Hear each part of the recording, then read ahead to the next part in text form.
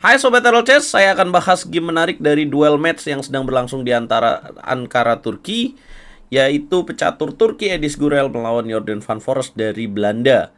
Buat teman-teman yang belum tahu, duel match seperti ini diadakan biasanya untuk mengimprove elo rating dari pemain mereka. Ya, yang ngadain federasi dari Turki, ya udah berarti mau improve elo ratingnya si Edis Gurel. Mereka dijadwalkan akan bermain dengan 6 game catur klasik, kemudian 2 catur freestyle chess, catur cepat, kemudian 4 kali catur kilat. Nah, bagaimana game pertama? Van Foreest berhasil menang. Inilah game terbaiknya. Jangan lupa di like, di share, dan di subscribe. Akurasinya gila banget nih, 97,5%. Jangan lupa jadi langganan di YouTube gue untuk dapetin konten eksklusif. Van Foreest, kuda ke petak F3, kemudian dijawab D5, putih G3, hitam kuda F6, putih bishop G2, hitam kemudian C5, putih mengamankan raja, hitam kemudian G6. Ini adalah King's Indian Tag Sicilian Variation. Kemudian putih C4 ganggu pion D5, hitam bishop G7. Kalau makan percuma ya, karena akan diambil lagi. Jadi contoh hitam di sini menerima pengorbanan, maka queen ke petak A4. Apabila dijawab dengan kuda ke petak C6, maka bisa gempur lagi dengan kuda E5. Jadi biasanya hitam gak mau makan karena merusak struktur pionnya. Bishop G7, kemudian makan D5, kemudian dimakan lagi. Queen ke petak C2, kuda ke petak A6. Putih A3 menjaga petak penting B4, hitam rokade pendek, putih benteng D1, hitam queen B6. Putih D3, hitam H6. Putih kuda B ke petak D2, hitam bishop E6. Langkah 12, kuda mengancam queen, queen ke petak B5. Kenapa queennya tetap di petak B5? Tetap di jalur B, karena dia mau berencana kuda B6, gajah ke petak B3 menurut saya, untuk dapetin ancaman queen dan benteng. Putih benteng B1, hitam benteng F ke petak D8, putih bishop D2, hitam benteng A ke petak C8, dan kemudian putih bishop C3. Ya, idenya mau hilangin gajah fianchetto. Tapi kalau dimakan pakai kuda, bahaya juga buat hitam. Kenapa? Karena kalau dimakan, ada ancaman queen. Kalau queennya mundur ke petak D7, ada kuda F ke petak E5, membuka ancaman bishop ke petak B7, di mana benteng juga sudah mengancam titik yang sama. Ya, jadi harus diperhatikan dengan baik ya, teman-teman, kalau kita main catur klasik. Hitam akhirnya memilih kuda F6 untuk menyelamatkan bishopnya. Putih B3, cover kuda di petak C4, hitam kuda C7, queen ke petak B2, ancaman diagonal. Kalau kuda naik, gajah ditaruh sini ya. Hitam queen A6. Mau begini kayaknya. Kemudian putih gajah naik ke petak E5. Ya, akhirnya kuda ke petak D5 ya. Kemudian putih benteng C1, hitam B5. Putih mundur D2, hitam B4. Makan, kemudian dimakan lagi pakai pion. Langkah 22, pertukaran benteng terjadi. Kemudian dimakan lagi pakai benteng. Ini harusnya lebih bagus pakai queen ya. Apa yang salah makan pakai benteng tuh? Putih jadi punya ancaman benteng A1, queen B7, dan kemudian naik ke petak D4. Serba salah buat queennya. Queennya kalau kabur ke petak B6 ada gajah D4 tadi. Nah, gara-gara pertukaran ini dan benteng A1, akhirnya kena pin ya, dan ada ancaman ini. Jadi terus terancam. Ya, membuat hitam harus bermain dengan queen ke petak D7. Kemudian putih ambil bishop, dimakan lagi pakai queen, pion jatuh. Tapi kalau kita mungkin bertanya, kenapa dia nggak gajah D7 aja ya? Karena gajah D7 kuda C4 ya, aktif semua ultinya. Bahaya banget buat hitam. Nah, queen D7, makan E6, dimakan pakai queen dong.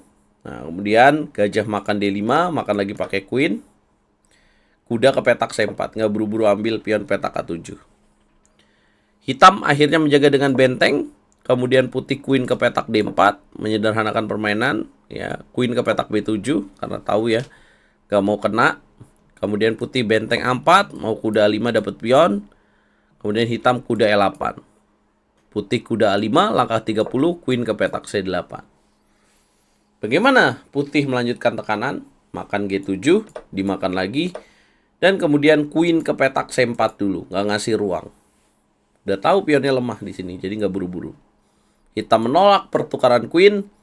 Benteng B4, benteng ke petak C8, benteng B7 ancam balik, queen ke petak F5. Putih lanjutkan kuda C6, ancaman skakster. Kemudian hitam raja H7, dimakan. Kuda ke petak E6, dan putih B4 Hitam kuda ke petak G5, putih menutup game dengan F4. Karena nggak ada lagi peluang yang dimiliki oleh hitam. Akhirnya hitam menyerah. Contoh kalau dilanjutin dia kuda ke petak H3, raja tinggal naik. Kalau dijawab G5, ada jawaban kuda makan E7. Dia dapat menteri juga, kudanya kena kunci. Bentengnya terancam. Sementara kalau kudanya mundur, sama ya. Bisa benteng makan E7 atau B5. Jadi tipis banget ya. Makanya akurasi hitam sebenarnya udah bagus nih. 91%, tapi tetap keok karena game lawannya lebih tinggi lagi akurasinya. Nah, jadi yang harus diperbaiki adalah langkah krusial ya. Yaitu benteng makan benteng. Harusnya kalau di sini queen yang makan, oke, tetap unggul putih ya. Putih akan tetap bermain benteng ke petak C1, tapi ini lebih baik karena hitam bisa kuda C3.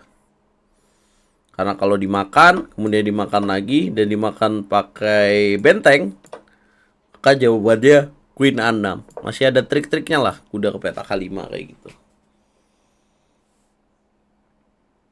Berkat kemenangan ini, Jordan Van Forest naik ya peringkat Elo ratingnya di live chess Elo rating. Dia sekarang berada di peringkat 21 dunia.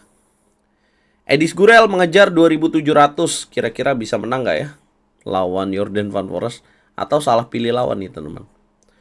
Kalau rival atau kompatriot dari Edis Gurel kan Yagiskan ya, sudah hampir mencapai 2700. Nah, jadi pecatur Turki ini bakal mengerikan sih, karena ada Edis Gurel, ada Yagiskan, dan ada lainnya. Mudah-mudahan ada pecatur Indonesia yang bisa kayak gini juga ya. Elo ratingnya menembus 2600 dan Bikel 2 mat untuk 2700.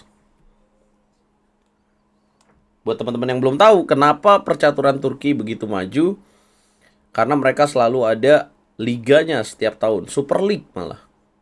Ya. Contohnya perusahaan besar seperti Turkish Airlines ya. Itu mendukung adanya liga catur ya.